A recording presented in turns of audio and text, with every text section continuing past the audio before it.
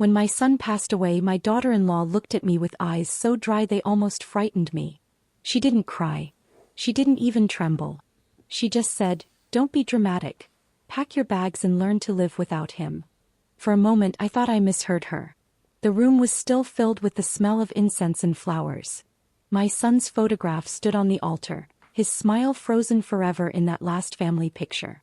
I stood there holding the cup of tea I had just poured for him, an old habit I hadn't yet unlearned.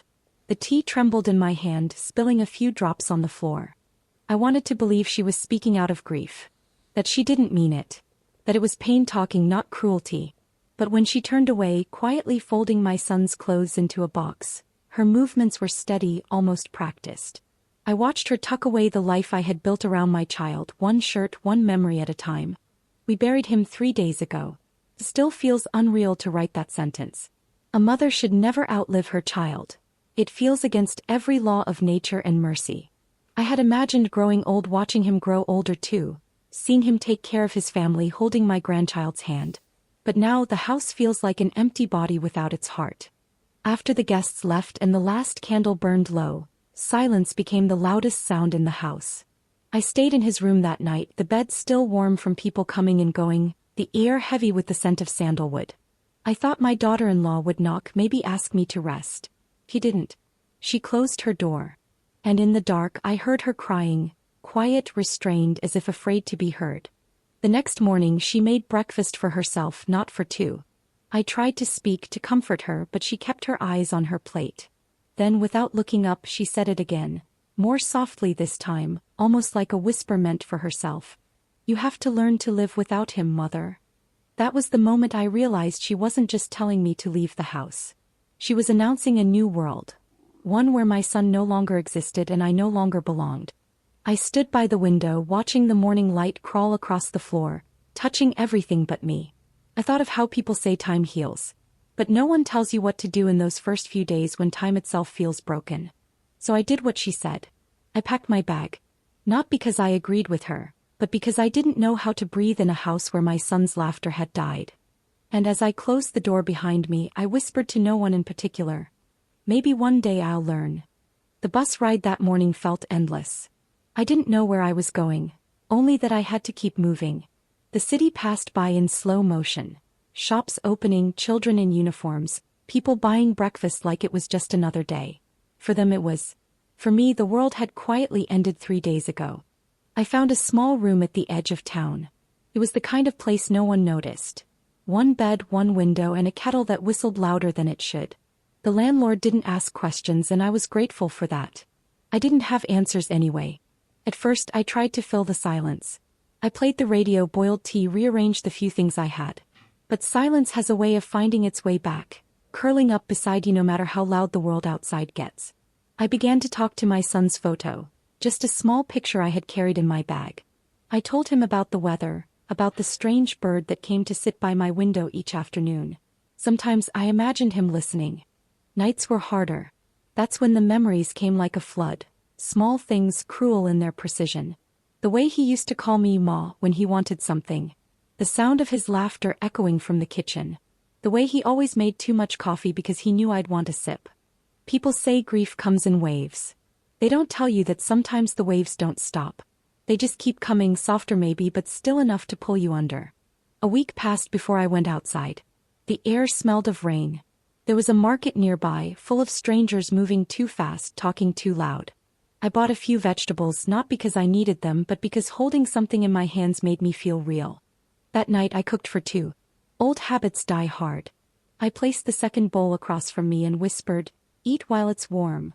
I sat there for a while, staring at the empty chair, the steam fading into nothing.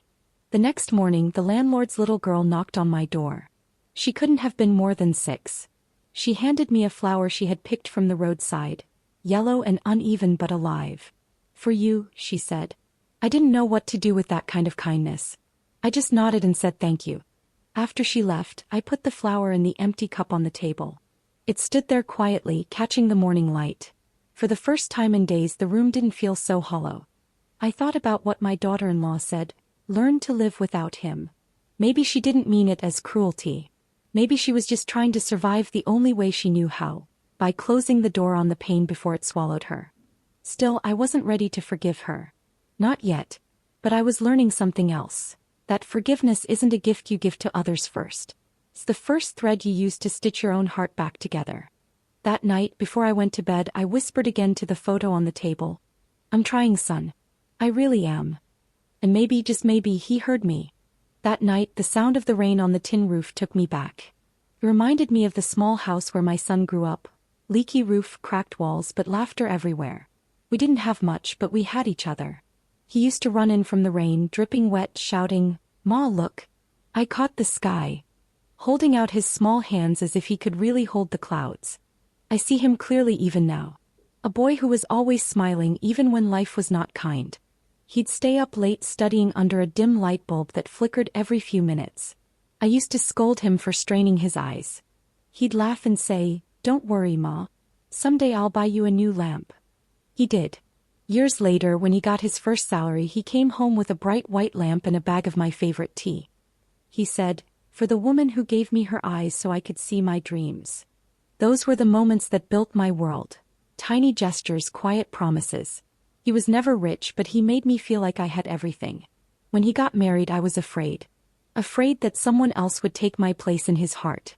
But his wife was gentle then, shy even. I thought maybe this is how life expands, by sharing love, not losing it. After the wedding, the house changed. New furniture, new laughter, new routines. I tried to stay in the background to give them space. Sometimes I'd cook his favorite meal just to see him smile. But as years passed, he came home later, spoke less. Work, responsibilities, fatigue, they took pieces of him I could never get back. Still, every morning he'd leave a cup of tea on my bedside table. He never said anything, just left it there. It was his quiet way of saying, "I still see you, Ma." That cup became my ritual after he died. I still pour tea for him every morning. I still whisper thank you before I drink. People say time moves forward. But grief is strange. It moves in circles. Every day I walk through the same memories, touching them carefully like glass, afraid they'll shatter.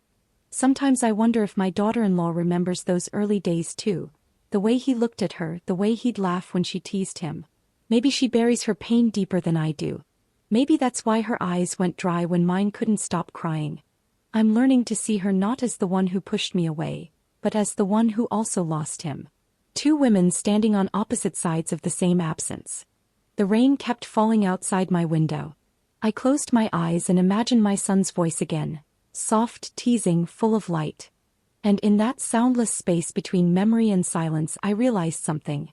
Maybe the way to keep him alive isn't by holding on, but by remembering gently. There came a point when the days started to blend into one another. I would wake up, make tea, and sit by the same window for hours, watching the same street where nothing really happened. The world outside was moving forward, but I wasn't part of it anymore. I was somewhere between the past and the present, too far from one, not ready for the other. I thought grief would be loud, filled with screams and tears. But it wasn't. It was quiet. Too quiet. It was the silence after the storm, when everything looks untouched but nothing is the same. Every sound around me began to fade. The neighbors' laughter. The footsteps in the hallway. Even the ticking clock lost its rhythm, as if time had grown tired too. Sometimes I'd forget to eat. Sometimes I'd wake at midnight thinking I heard my son call Ma, only to realize it was the wind against the shutters. I tried to distract myself. I cleaned the small room, folded the same clothes again and again. I wrote his name in a notebook, erased it, then wrote it back. It felt like a small act of defiance against forgetting. But grief has a way of stealing even the meaning from your own handwriting. One evening I walked to the nearby temple. I hadn't been there in years. The place was almost empty, just the soft hum of prayers and the smell of burning incense. I sat on the cold floor and whispered his name once more. The words didn't echo. They just dissolved in the air, as if even the walls had learned to stay silent. That night I dreamed of him. He wasn't saying anything, just standing there in his favorite white shirt, looking at me with that gentle smile. When I reached out, he faded like smoke. I woke up crying, but this time it felt different. Softer somehow. Like my tears had lost their sharp edges. The next morning I didn't make tea right away. I opened the window first. The light spilled into the room, faint, uncertain, but real. I stood there for a long time, letting it touch my face. It's strange how grief teaches you to notice small things. The sound of birds. The warmth of sunlight on old skin.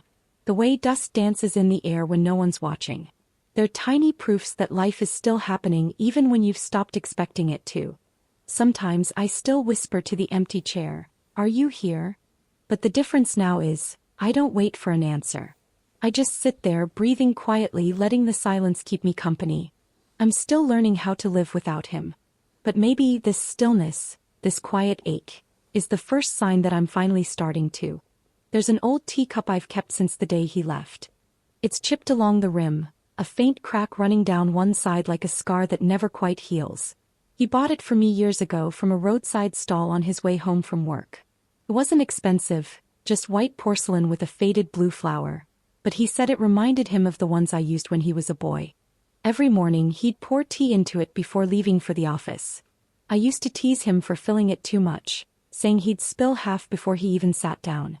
He'd laugh, hand it to me and say, "Then you drink the rest, Ma. You always do." After the funeral I couldn't throw it away. I washed it carefully, dried it and placed it on the small table by the window. It became part of my routine, one that I couldn't explain but couldn't stop either. Every morning I still boil the water, brew the tea and pour it into that same cup. The crack runs deeper now but it still holds. Somehow so do I. Some days I imagine he's still there sitting across from me like before. I can almost hear him. The faint clink of the spoon, the quiet sigh after his first sip. The kind of sound that meant, "It's going to be a long day but I'm home now." I don't talk to the photo as much anymore. Instead I talk to the tea. Maybe it sounds strange but it's easier that way. The steam rises, curling toward the ceiling like a whisper and I let it say what I can't. Last week, the landlord's little girl saw the cup when she came to borrow scissors. She asked why I always made tea for no one. I smiled and said, "It's for someone who's gone very far, but never too far to share a cup." She didn't understand, of course. She just nodded and said, "Then you must really like them." I looked at her and thought, yes I do. And maybe that's what keeps me going. Not the grief, but the love that's left behind, quietly shaping each day into something bearable. This morning the sunlight hit the cup just right. The crack caught the light and turned golden for a second. A broken thing reflecting something whole. I realized then that not everything needs fixing. Some things are meant to stay cracked to remind us how far we've come from the breaking. I finished my tea slowly, letting the warmth sit in my hands. The cup is old but it still holds warmth. And maybe that's all I need to do too. It started with a knock on the door. A soft, hesitant sound, 3 gentle taps like someone unsure if they were welcome. When I opened it, it was the landlord's little girl again. Her hands were sticky with melted candy, her hair tied unevenly into 2 small pigtails. She held up a small notebook and said, "Can you help me with this, Auntie? I don't know how to spell tomorrow." Her voice was shy but bright, like sunlight sneaking into a closed room. I hadn't been called Auntie in months. The word felt strange, almost foreign, but it made me smile. I invited her in. She sat cross-legged on the floor, her pencil too short, her tongue poking out in concentration. As I guided her hand across the paper, something stirred inside me, a quiet warmth I hadn't felt since my son was small. I remembered how I used to sit beside him, teaching him the same letters, tracing his little fingers until they stopped trembling. When she finished, she showed me the page proudly. The word wasn't perfect, but it was hers. I told her she did well. She grinned, the gap in her front teeth showing, and said, "Then I'll come again tomorrow." After she left, the room felt different. Still quiet, but not empty.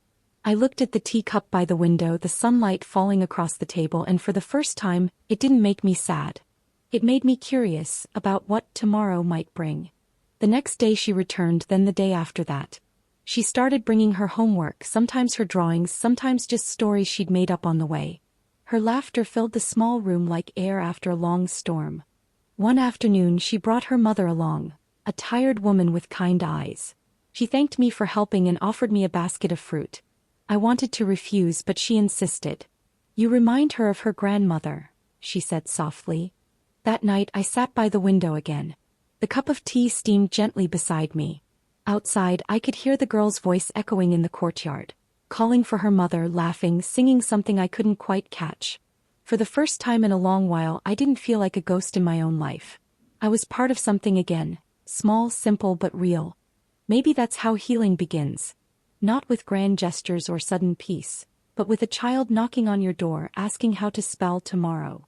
I looked at the teacup again, its crack catching the last light of day, and whispered, "Tomorrow then." And for once I meant it. The girl kept her promise. Every afternoon she knocked on my door with a new word to learn or a story to tell. Sometimes she came just to sit quietly while I wrote letters I'd never send. She'd swing her legs and hum a tune she'd made up, out of key but full of life. One day she asked, "Why do grown-ups look sad when they think?" I smiled and told her, "Because thinking is heavy." She thought for a moment, then said, "Then I'll help you carry it." I laughed, an awkward rusty sound I hadn't heard from myself in months. It startled me, that tiny burst of warmth. I'd forgotten that laughter could live here too. Soon it became a ritual. She would bring her homework, I would make tea, and we'd sit by the same window that used to frame only my loneliness. Now it framed 2 cups and the slow rhythm of shared quiet. She was curious about everything. The color of rain, why people grow old, whether heaven had window curtains. I didn't always have answers, but she didn't seem to need them. She just wanted to ask. And in her asking she gave me something I hadn't realized I'd lost. The permission to wonder again. One afternoon while she colored a picture of a house, she said, "When I grow up I'll build one like this for my mom. You can live next door." The words were simple, but they settled in me like sunlight. I nodded, pretending not to care, though my throat tightened. After she left I looked around the room. Nothing had changed, the same peeling paint, the same teacup on the table, but it felt lighter, as if air could finally move through it. That evening I wrote my son's name again, but this time I didn't cry. I drew a small heart beside it, the way the girl did on her homework. It wasn't grief anymore. It was memory, softened at the edges.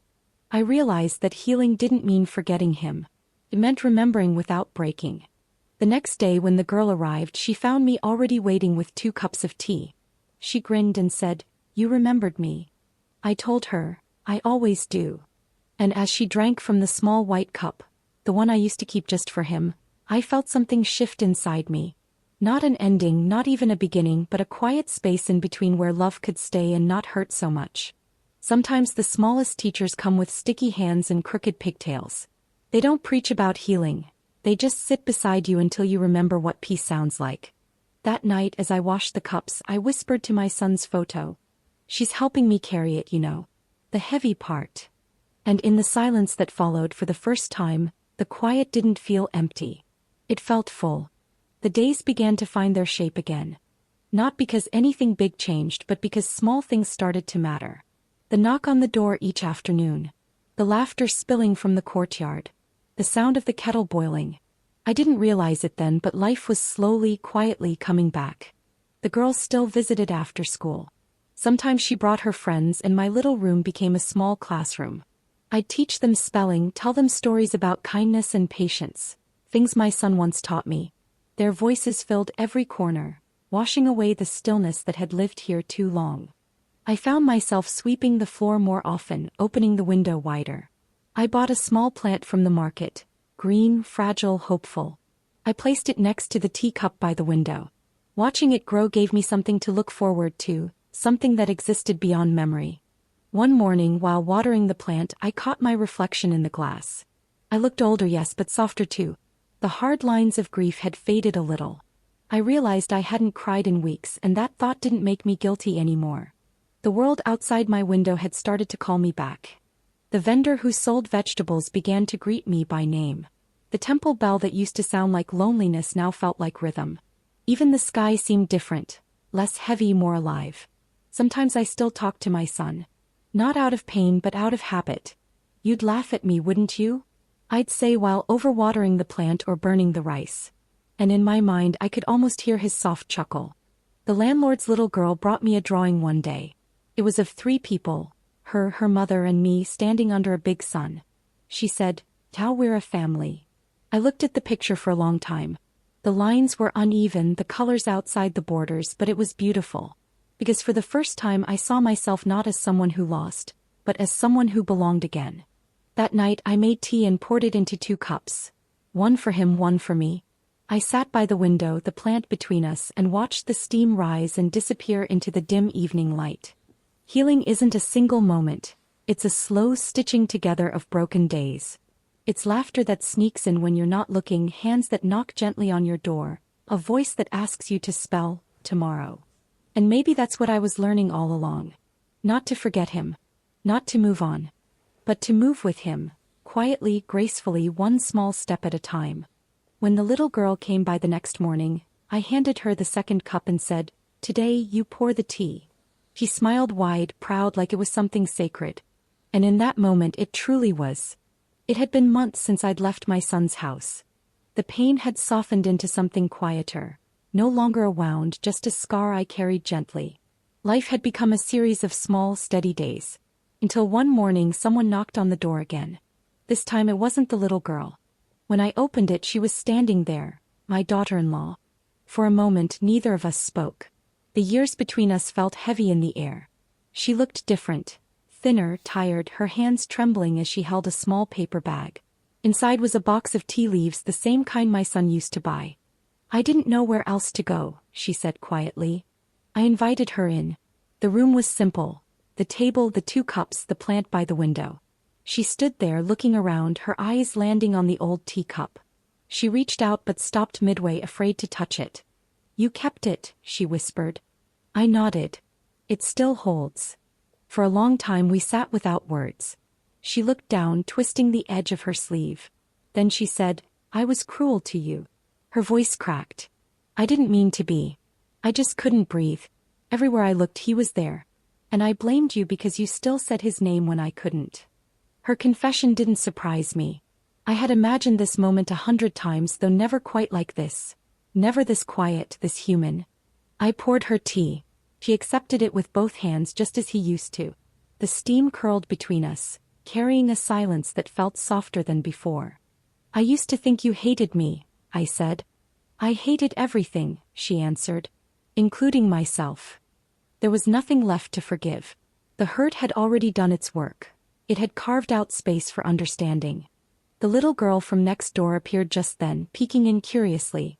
She waved at my daughter-in-law and asked, "Is she your daughter?" I smiled and said, "Something like that." We all laughed, awkwardly at first, then freely, as if laughter itself was giving us permission to exist together again. Before she left, my daughter-in-law looked at me and said, "He would have liked this place. It feels peaceful." I nodded. "He's here. In small ways." She smiled faintly, touched the teacup once more and whispered, "Thank you for keeping a piece of him alive." After she left, I sat for a while, holding the warmth of her cup between my hands. The air felt lighter, the silence no longer sharp. Maybe forgiveness isn't something you give in a moment. Maybe it's something that grows quietly over time, like the plant by my window. Tender, persistent, reaching for the light even after the storm. I looked out, watching the street glow in the late afternoon sun, and thought, we're both learning to live without him. But somehow he's still teaching us how. After she left that day, I sat by the window long after the sun went down. The tea had gone cold, but I didn't pour it away. There was something peaceful about letting things rest, about not rushing to make them warm again. For the first time in a long time, my heart didn't ache when I thought of my son. Just remembered. The way his laughter filled a room. The way his voice softened when he spoke to me. The way he always left a light on even when he knew I'd be asleep. Grief doesn't disappear. It just learns to breathe beside you. It stops asking for attention and starts sitting quietly, like an old friend who doesn't need to speak to be understood. That night I took out the box where I'd kept his old letters and photos.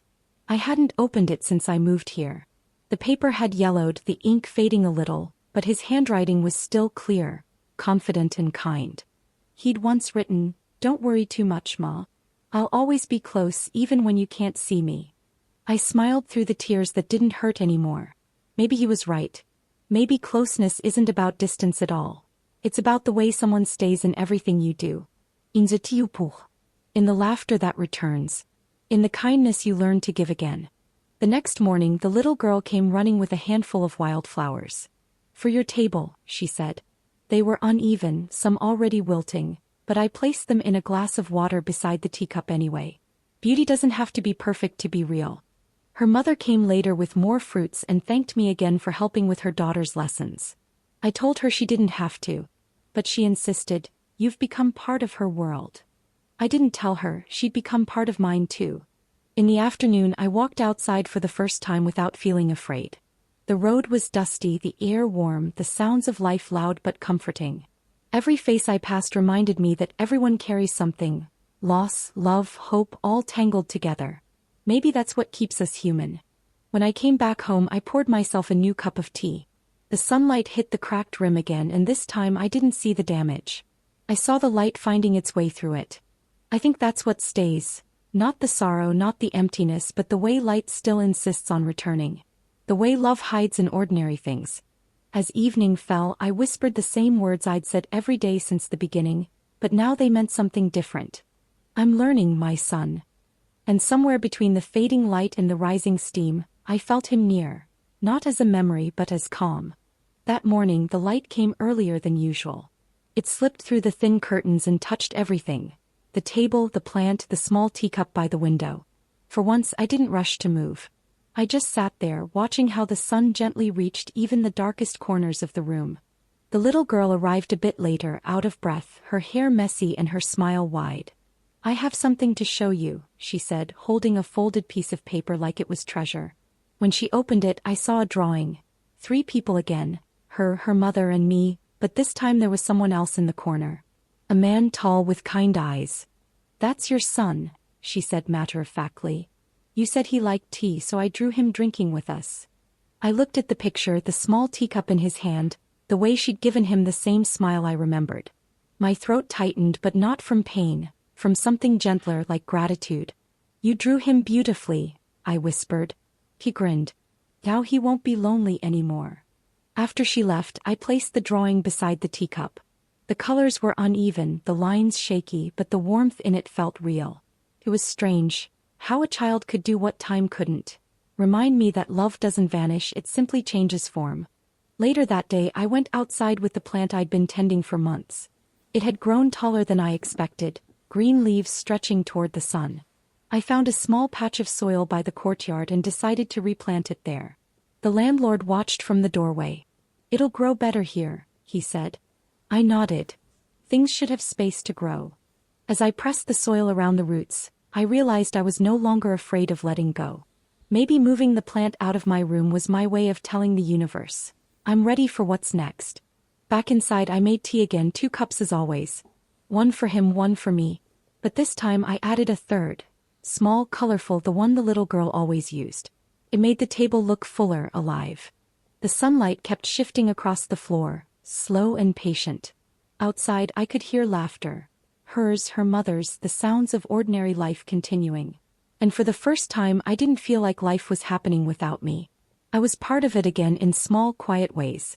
Sometimes healing isn't a single sunrise. It's a collection of mornings where you finally stop waiting for the past to return and start noticing how the light keeps finding you anyway.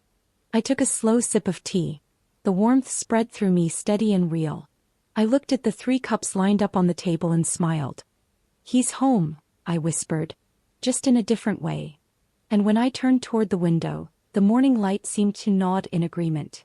The seasons changed quietly, and I didn't notice until one morning, the air smelled different. Softer, cleaner, like the world had decided to begin again. The plant in the courtyard had grown tall. Its leaves brushed against the wall, green and strong. Every time I watered it, I thought of how small it once was, how fragile. Maybe healing was like that too. Slow, unremarkable but certain. The little girl still came by, though less often now. She'd grown taller, her handwriting neater, her laughter more confident. One day she said, I don't need help with spelling anymore, but can I still come for tea? I smiled. You'll always have a cup here. Her mother found a better job in the city. They were moving soon. When she told me, I felt a small ache.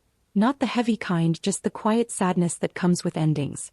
She hugged me tightly before leaving and whispered, You made her feel loved. I wanted to tell her that they'd done the same for me, but the words caught in my throat. Some gratitude doesn't need to be spoken. It just stays like warmth that lingers after sunlight fades. That evening the room felt empty again, but not lonely. I poured myself tea, placed the old cup in front of me and looked out at the courtyard. The wind moved gently through the leaves, and I realized I didn't feel the need to talk to his photo anymore. I still missed him, I always would, but it was no longer a wound. It was a place inside me that had learned to breathe again. I remembered the words my daughter-in-law once said, "Don't be dramatic. Learn to live without him." Back then they sounded cruel. Now they sounded almost like wisdom. Maybe she was right, I did have to learn. But I also learned something she didn't say, that without doesn't mean gone. Because he was still here, in the way the morning light touched the table, in the laughter that had returned to this small room, in every act of kindness that had found its way back into my days. I lifted the cup and whispered, "I learned, my son." Just like she said. I learned how to live. The tea was warm, the air gentle. Outside, the sun was setting behind the rooftops, painting the walls in gold. I watched the light fade and smiled, not with sadness but with peace. Maybe this was what love becomes when it has nowhere left to go. Not tears, not longing, just quiet gratitude that it ever existed at all. And as the last bit of sunlight slipped through the window, I said softly, "Thank you for staying with me even when you were gone." Then I sat back, closed my eyes, and let the silence wrap around me. Not as emptiness, but as home.